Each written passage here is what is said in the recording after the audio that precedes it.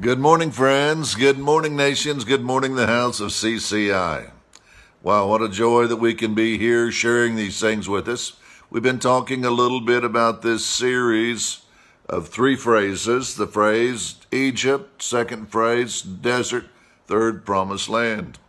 And so we've been looking at the Passover feast a little bit and seeing some of the things that are inside this feast. We understand it's symbolic. We understand that it symbolizes what Jesus is going to accomplish. Now, as you look at the Feast of Passover, I'd like you to see three things. The first thing you need to see is that the lamb was observed 3.5 days before it could be sacrificed. And so this basically is the same thing as Jesus. Jesus was observed not 3.5 days, but 3.5 years. And one time Jesus looked around and said, if anybody of you guys can convict me of sin, go for it.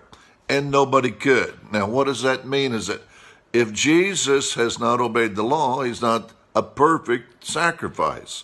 He's not a righteous sacrifice. And so one of the things that we want to begin to see is that in this Passover thing, the first element is there has to be a perfect lamb. That's why it was observed 3.5 days. Second thing, when the lamb is sacrificed, what takes place? And so basically what takes place is what is called the Feast of Passover. And so the blood is shed, the exchange, the symbolic exchange has taken place, and basically what has happened?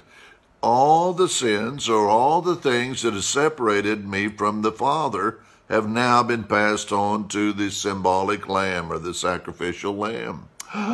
Wow. And so all of a sudden, these things that were on me, like my shirt can't be two places at the same time.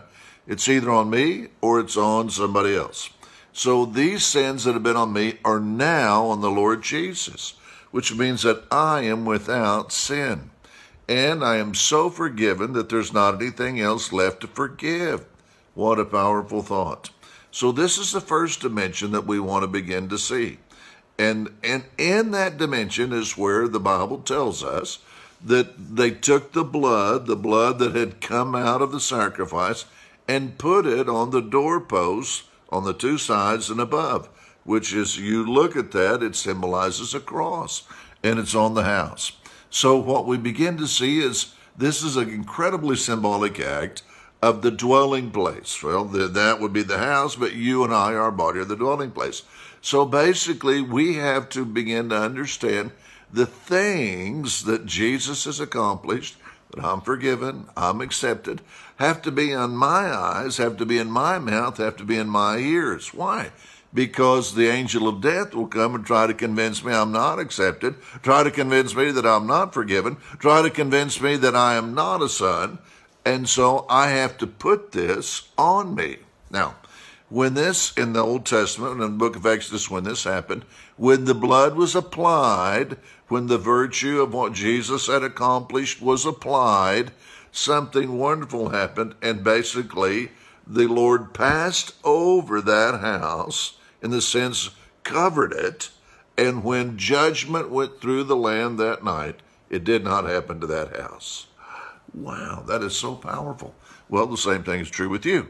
If you keep the virtues or the things that Jesus has accomplished through his sacrificial death on Calvary and made available to you, if that becomes your perspective in life, well, you have a perpetual covering. You have a perpetual God over you, protecting you from judgment. Very powerful. But the next thing we want to see, the third thing, is what was called the Feast of Unleavened Bread. The moment, see, and when Jesus is in Calvary, what we're understanding is that, okay, forgiveness takes place, but what else? The carnal, selfish sin nature, the old man that the Bible talks about, that was also crucified. And so they had this wonderful feast called the Feast of Unleavened Bread. And as I shared with you before, leaven is a type of sin. Now, the moment that the Passover feast stops, in other words, it has a determined time, immediately the other one starts, which means this thing that Jesus has done is so powerful, not only lets me be forgiven, but it also liberates me from my own selfishness and my own carnality. This is so fantastic. And this is why in the book of Corinthians chapter 1, or 1 Corinthians chapter 10, it says these are symbolic things that are here for us to grab a hold of. Now, let me mention one more phrase. So, what is salvation? It's being forgiven of my sins to the degree there's not any. And then what happens? Then the presence of God comes back. The holiness of God comes back. It's my carnality and selfishness dying and being crucified. And what? The nature of the Lord comes back in me, or his image comes back in me. So these things are happening right here. Jesus is the perfect sacrifice. And so you see these three elements line up here in just this little symbolic act.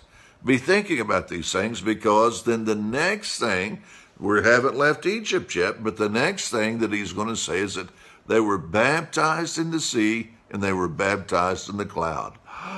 What are these symbolisms as well? We'll talk about them some the next time.